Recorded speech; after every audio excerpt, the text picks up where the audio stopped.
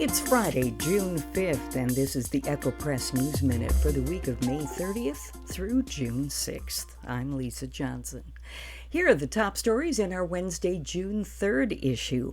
High school graduation is a time to celebrate challenges overcome, progress made, and to step boldly into an unknown future. Perhaps no one in the Alexandria area high school class of 2026 fulfilled the brief the way Jackson Drum did on Friday evening, and he did it before a spontaneous and heartfelt standing ovation from his peers. I went to Alec my freshman and sophomore year to play hockey for the high school team there, says Drum. Then I decided to go to Coeur d'Alene Hockey Academy, which is in Idaho, and we play hockey in Canada. Then I got hurt in Vancouver, so I'm back in school now to finish up my senior year. That last sentence belies the devastating injury Drum suffered when he went headfirst into the boards during a game in January of 2025 and sustained a severe spinal cord injury nearly identical to the one actor Christopher Reeve suffered when he was thrown from his horse in 1995. Doctors told Drum's family that he would be permanently paralyzed and reliant on a ventilator. But while in rehab at the Shepherd Center in Atlanta, he began breathing on his own. Now he can move his arms and legs, pilot his wheelchair, and he walked across the stage May 29th to accept his diploma at graduation. I guess I learned throughout the years to take every day as a gift and make the best of every single day, he says. That's kind of what I've noticed the most, especially since the injury. You've got to make every day the best. For the rest of the story, go to our website or pick up a newspaper. You could almost hear the parents, grandparents, friends, and family choking up Friday evening as the AAHS concert choir sang, "May the road rise to meet you, may the wind always be at your back, may the sun shine warm upon your face, the rains fall soft upon your fields, and until we meet again, may God hold you in the palm of his hand." Friday night, May 29th, the Alexandria area high school class of 2026 received their diplomas. Retiring science teacher Jean Reed, no doubt experiencing her own emotions as she wrapped up 36 years at Alexandria area high school. She told the assembly, "Uncertainty is where possibility lives." The first student speaker, Markel Berginger, urged her class to zoom in on the little things, too. For the last 4 years, she said, teachers and advisors have always asked us to think about what's coming next. What are your plans after high school? What's the big picture? We've been so focused on this moment right here that we let all the fine details pass us by. For the complete version of the story, including photographs, full speeches from the senior students, and more, go to our website. The annual Relay for Life Best of Minnesota West event is set for June 5th and 6th at the Alexandria Shooting Park. One of the 4 signature elements of Relay for Life is the celebration of survivors, and this year Darla Dunn and Brooke Roll will be honored. Dunn was diagnosed with a rare type of breast cancer last July. "I had chemo starting in September," she says. "Then I had surgery in January and radiation in March. Now I just have some immunotherapy. I'm having infusions every 3 weeks until the end of August, and then I will pretty much be done with active treatment." Roll was diagnosed with cancer in 2015 when she was in her first year of college. She was also diagnosed with Hashimoto's disease, which causes the immune system to attack the thyroid gland around that same time. She had surgery in December of that year. "That's kind of my story," she says. "It's not a big spectacular one, but it's definitely one that shows we all have a journey, and some of us can find it early, even if it's from going to your annual physical." For updates on the event, follow Best of MN West Relay for Life on Facebook or visit relayforlife.org. Two new special events organized by the Alexandria Police Department got special event permits from the Alexandria City Council at the meeting on May 26th. Badges and Bobbers is a youth-centered fishing initiative designed to strengthen relationships between law enforcement and young members of the community. That will take place on Tuesday, June 9th at Big Ole Central Park. Then on Monday, August 31st, a Battle of the Badges softball game will take place from 4 to 9 p.m. at Knute Nelson Memorial Park. The council acted on several other topics. For the full story, go to our website or read the print version.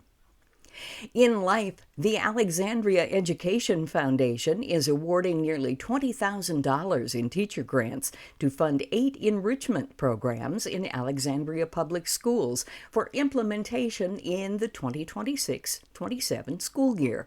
The Education Foundation's mission is to fund initiatives that ignite passion, unlock potential, and foster engagement for all learners and staff within the Alexandria Public Schools. We have the full list of the projects funded.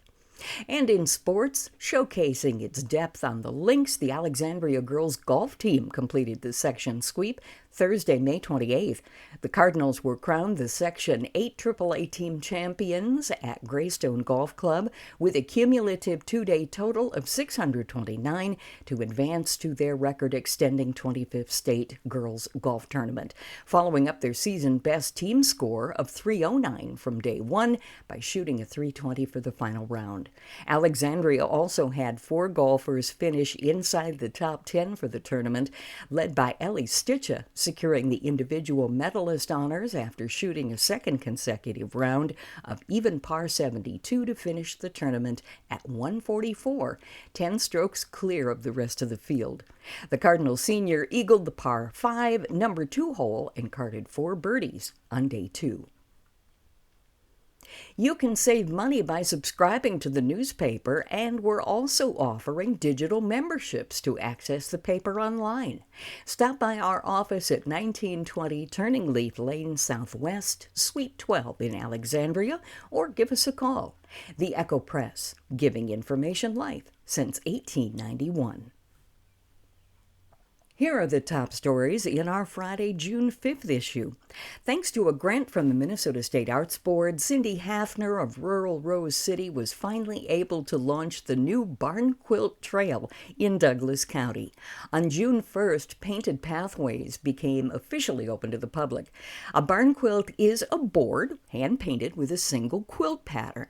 That pattern can represent something meaningful to the owner, could be taken from a family quilt, represent the property's history, or even be a whimsical pattern created by family and friends. With the grant, though, comes the stipulation that the barn quilt must be visible from a tarred public road. Hafner said in Douglas County there are other barn quilts, but they're not listed on the trail because they're on a gravel road. Most of the barn quilts are located on private property, she says, and visitors should be respectful of the landowners and only view the barn quilts from the public road, although pictures are allowed and encouraged. The object is agritourism, says Hafner. That's getting people out into the country. She adds that it's a great way to get people to take roads they may have never taken before. There are barn quilts all over the United States, says Hafner, noting that they can be found on barnquiltinfo.com. After clicking on Minnesota, for example, a map with all 87 counties pops up, and if the county is yellow, that means there is a barn quilt trail. You can read the rest of the story on our website or pick up a copy of the print version. Lots of loud clapping could be heard Tuesday night, June 2nd at Crooked Willow. Not only was the Andrea Theatre's 2026-2027 season revealed, but also a multi-year renovation plan for the downtown Alexandria Theatre. Carly Vance, the theater's executive director, says the renovations will help move the Andrea Theatre into its next chapter. This project is not simply about updating a building, she says. It's about creating a more welcoming, accessible, and comfortable experience for every single person who walks through these doors. There are 3 phases to the renovations. One of the phases will focus on creating a dedicated, accessible seating section in the auditorium. Another phase, which Vance says is an ambitious project, is a complete lobby makeover. The third phase, which Vance says is something that's been a primary request on guest surveys, is an overhaul of the restrooms. That announcement probably garnered the largest applause at the reveal party.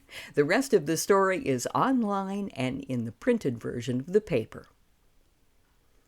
The United States' 250th birthday is approaching, and 3 area organizations are coming together to help the community celebrate with an outdoor festival.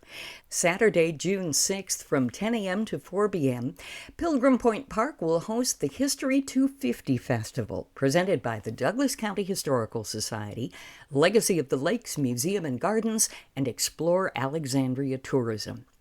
It's a family-friendly festival celebrating different aspects of local history, said DCHS Executive Director Brittany Johnson.